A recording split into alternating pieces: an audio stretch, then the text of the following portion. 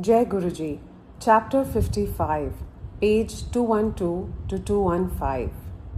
Wiping away a mother's tears, saving a man's job. Year 1998 changed everything for the Lal family. Their eldest son died in an accident in the Delhi cantonment area. Mr. Kanwar's Lal's wife couldn't bear the blow and fell victim to a heavy depression. Then a friend of Kanwar's, Prem Singh, a former Indian ambassador to Singapore, happened to meet him. Prem naturally inquired about the family and was told of what had happened. Unknown to Kanwar, Prem Singh was a devotee of Guruji and he directed his friend towards Guruji. Kanwar went one morning to Guruji's place at Empire State. He showed the ambassador's visiting card and requested entry. He was told by a devotee at the entrance, Sudama, that this was not the time to visit Guruji. Kanwar persisted in trying to show the ambassador's visiting card to Guruji. Sudama was not impressed. He told the distressed father that many ambassadors came to Guruji's darbar, which was held only in the evening, and Kanwar should come then. Kanwar returned and spoke to his friend, who advised him to retrace his steps. In the evening, Kanwar found his friend waiting for him at the Empire State Gate, and together they went in. Guruji allowed Kanwar an audience, and the father was able to report his troubles to the Satguru. Guruji blessed a copper tumbler that Kanwar's wife had to drink water from to get rid of her prolonged depression. The remedy, simple as it always seems, proved vastly effective. Within 15 days, the bereaved mother had turned the corner. She stopped crying, her low BP normalized, and she felt okay. It was May of 2000 and the family started coming to Guruji. The family took a short break and went to Manali.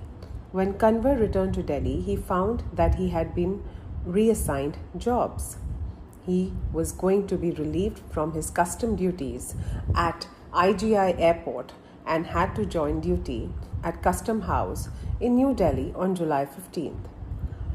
But when he went to Guruji's, the Sadguru suggested another break. The date was June 24th, when the master advised Kanwar and family to go for a week's holiday. Kanwar's faith in Guruji was not yet steady. So he admits today. Disregarding Guruji's advice, Kanwar attended office. During that week, on June 4th, a departmental inquiry was initiated against 48 customs officers. Kanwar was one of them. Had Kanwar obeyed Guruji, he wouldn't have been named. Kanwar again brought his problem before Guruji. The omniscient master dismissed his worries and instead pointed to another area of concern, his daughter's marriage. Kanwar wasn't relieved, but events showed that his worry was baseless. Of the 48 officers named, 33 were proceeded against.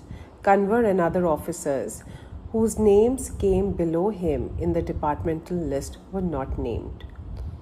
Later, when prosecution proceedings were initiated against the 33 officers, Kanwar was not even touched. Guruji turns middleman for a marriage. On Guruji's advice, Kanwar had taken his first step in the old Indian marriage game, the hunt for a suitable boy. An Indian oil engineer seemed a likely candidate and, following Indian custom, came with his parents to see the girl. Before the all-important visit, Guruji called up Kanwar and specifically asked him to offer the young man's father with white rasgullas, an Indian sweet. The candidate's parents were presented a lavish spread.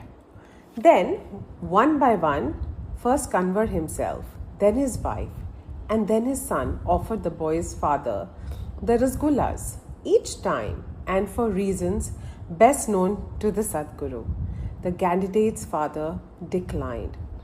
Kanwar's family had by now known enough of Guruji's ways to suspect that something was amiss. When they went in the evening for his darshan at Empire Estate, Guruji made a pithy comment. Even beautiful roses have thorns. The family understood it to mean that the boy was not suitable for their girl. Moreover, the boy's family also dropped the matter. Sometime later, another likely candidate was found for the girl, a promising young judicial magistrate in Delhi.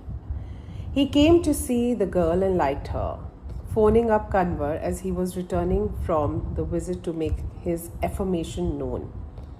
He also asked the girl's father to get his parents' approval. The Lals went to the boy's parents at their native home. But nothing came of the visit till one day Guruji phoned up Kanwar. Out of the blue, he asked his devotee where good chaat, tempting, spicy Indian appetizers could be had. Kanwar replied that to his knowledge, a corner shop near the UPSC building at Shahjah Road served very good quality. Guruji asked him to be there at 6:30 p.m. At 6:30 p.m., Guruji arrived with a few devotees. Chaat was brought and Guruji gave a plate to Kanwar, congratulating him on his daughter's wedding getting fixed. Then the devotees felicitated him. Kanwar was left wondering what was happening, for only he knew that there had been silence from the judicial magistrate's side, that too for nearly 2 months. Soon, however, the good news came. As usual, the Guru's words had proved prophetic. Guruji's magisterial grace for son-in-law. Kanwar's son-in-law had given his departmental exams and cleared every paper but one, which was quite irregular. His father-in-law brought the matter before Guruji. The Sadguru remarked that the boy should have cleared the exam and that he would. Kanwar felt Guruji was hinting that someone had tried to thwart his son-in-law's professional advancement. Soon, a full bench of the High Court sat for the judicial review of the examination procedure of the candidate, looking at his performance and his peers' comments as noted in the annual confidential report. The bench ruled in his favor and adjudged he had passed the exam. Son has scratchless accident. Kanwar's son Rohit was not getting hostel accommodation in the APJ Engineering College on the Sona Palwal road that winds out to Gurgaon. His son's death due to an accident in the back of his mind. Kanwar was worried about sending his son 65 kilometers away to the engineering institute. But Guruji reassured him, as fate would have it, one day the qualis in which his son commuted to his college hit a truck on the Sona road. The driver lost an eye and all the other students were injured. Rohit, as Guruji would have it, had nary a scratch. When Kanwar came to Guruji's in the evening, the Sadguru simply said, "I have saved your son." Guruji's benign grace continued to reign on Rohit. He was unable to enter the 3rd year of his engineering course because he had not been able to clear a paper in the first semester of the first year. When Guruji came to know of that, he just said that Rohit would get into the 3rd year. Then, as divine providence would have it, APG changed its rule. Now, students were allowed to go into the 3rd year if they had passed at least 18 of the 20 exams they had sat for during the course of their engineering studies. Rohit thus could go into the 3rd year of his course. That this was Guruji's divine will in operation was proved when a year later the institute reverted to its rule. Clearly, school rules had to bow to the Sadguru's will. Healing without an operation. Kanwar's mother-in-law was slated to have an operation at Sri Gangaram Hospital on her right knee, which pained her a lot.